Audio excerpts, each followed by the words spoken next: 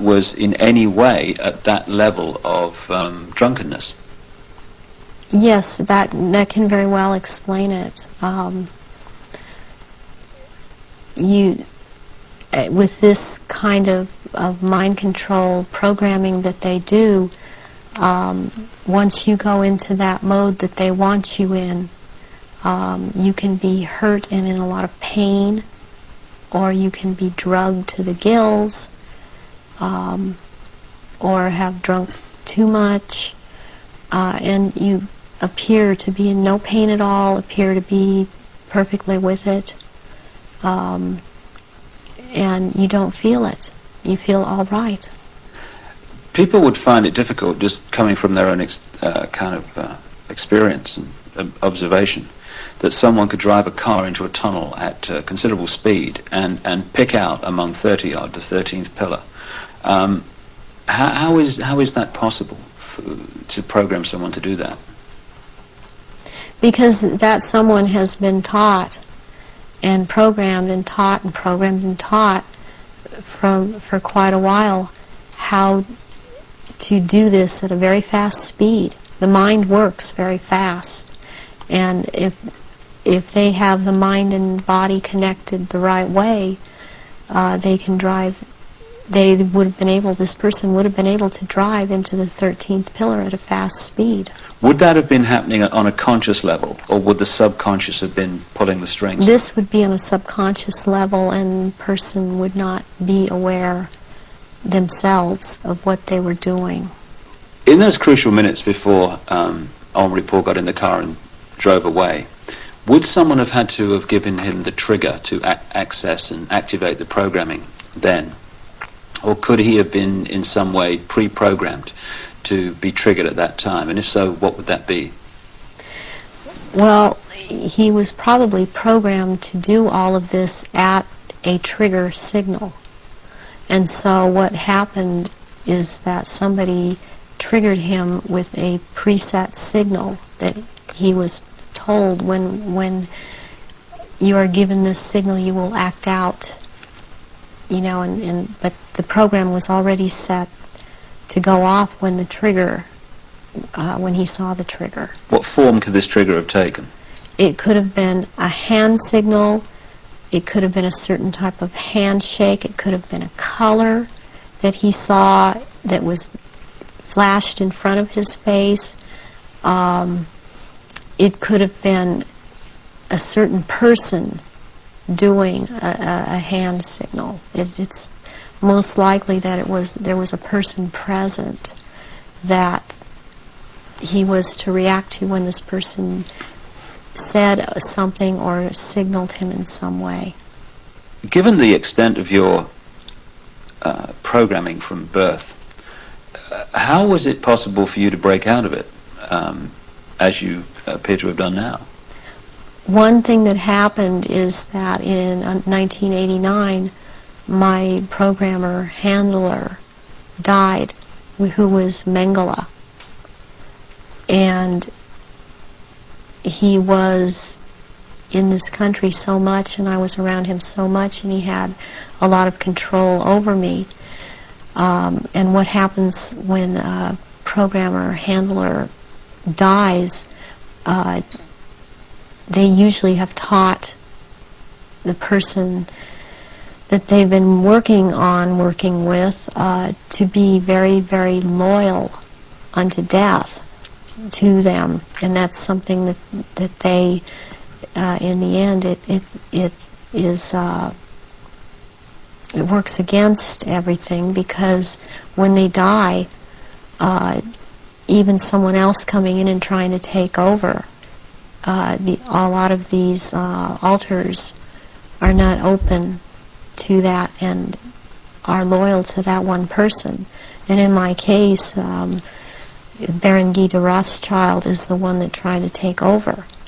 And for some number of years, there was a lot of the time, half the time they got their way, and half the time they didn't.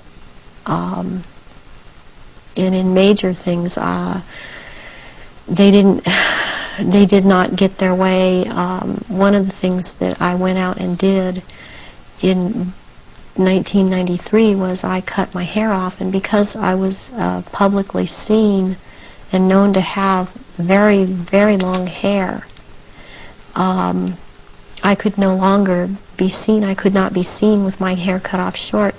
This would have caused a lot of questions with other people that had been programmed.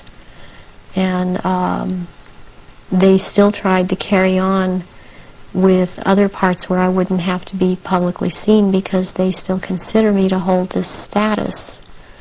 And they still consider me their property. I was always told I was their property. One question that people would ask is, given all that you know, why don't they just take you out? They still have plans for me, and this was told to me just a few days ago by someone else who has spoken with Baron Guy de Rothschild, that they have plans for me, and they plan to try to have me back because of the psychic abilities, and that is not going to happen. In the little bit of tape we've got left, could we just turn the subject to the jury you've got to your left there? What is that? Was that part of the rituals that you were involved in?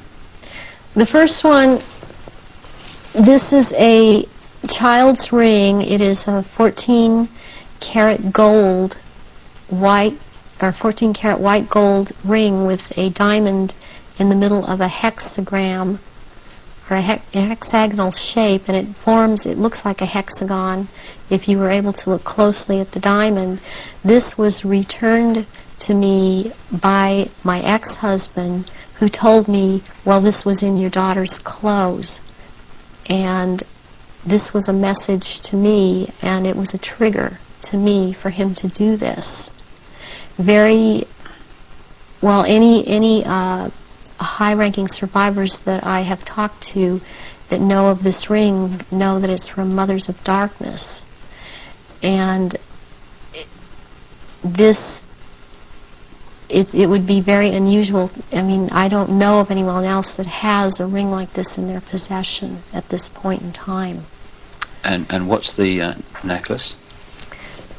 The necklace here is made out of copper, and it's very Egyptian, and it was given to me when I turned 19, and that's an important age because you really start at the position I was at, having these psychic powers in full effect and being allowed to do this in full effect during rituals, and this was worn during certain rituals. Why copper, and why have it at all? Copper is a transmitter. Copper has always been used in the occult.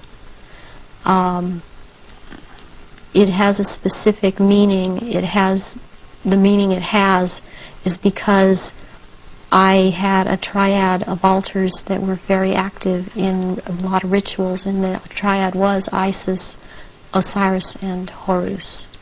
And Isis was the part that drew down the moon, and Osiris performed the rituals, and Horus was what was born of performing those rituals. Just in the literally 3 minutes we got left, 3 or 4 minutes, I know it's difficult, but I want people to understand the nature of what's going on to so many people today. What sort of things were done to you as part of your traumatization as a child and later? I was electroshocked to the extent that my parents were told when I was in first grade that my IQ was 70 and that I was retarded, and they said I would be retarded. I always had trouble in school when I was in school because I missed so much school. My school records are missing. They've just disappeared. I have medical records that are missing. My birth certificate appears to have been tampered with. I have had my eyelids taped open. and so I couldn't shut my eyes. I have been electroshocked. I've been put into a narcoleptic sleep and had earphones placed over my ears and had messages repeated and repeated for days. I've had drugs injected into my body so that my nerves were just like on fire, and then they would just touch me.